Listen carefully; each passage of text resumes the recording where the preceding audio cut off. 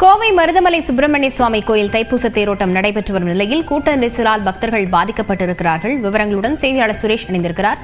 சுரேஷ், கோயில் நிர்வாகம் தரப்புல என்ன ஏற்பாடுகள் செய்யப்பட்டிருக்கிறது? ஏன் பக்தர்கள் கூட்ட நெரிசல் அவதிப்படுறாங்க? சாமி தரிசனம் செய்தனர். கோவை மருதமலை சுப்பிரமணிய சுவாமி கோவிலில் இன்று தைப்பூச தேர் திருவிழா தொடங்கி வெகு சிறப்பாக நடைபெற்றது. பல்லாயிரக்கணக்கான பக்தர்கள் கலந்து கொண்டு சாமி தரிசனம் செய்தனர். கடந்த பிப்ரவரி 5ஆம் தேதி கொடியேற்றத்துடன் துவங்கியது.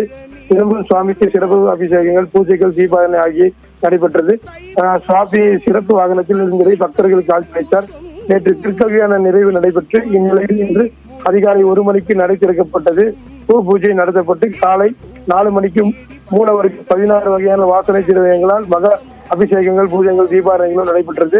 சிறப்பு அலங்காரத்தால் சுவாமி பக்தர்கள் காட்சி அளித்தார்.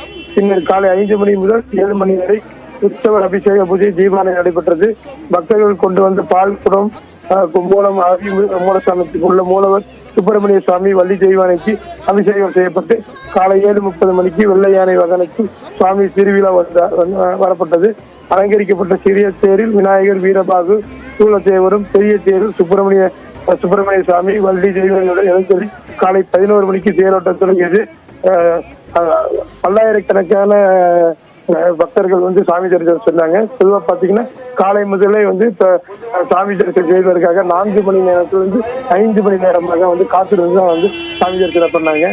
வடவள்ளி பகுதியிலிருந்து மருதமலை பகுதி வரைக்கும் அதிக அளவில் பக்தர்கள் வர அதிக அளவு வந்தனால தொடர்ந்து டிராபிக் ஜாம் தொடர்ந்து பிரச்சனையாக இருந்துச்சு.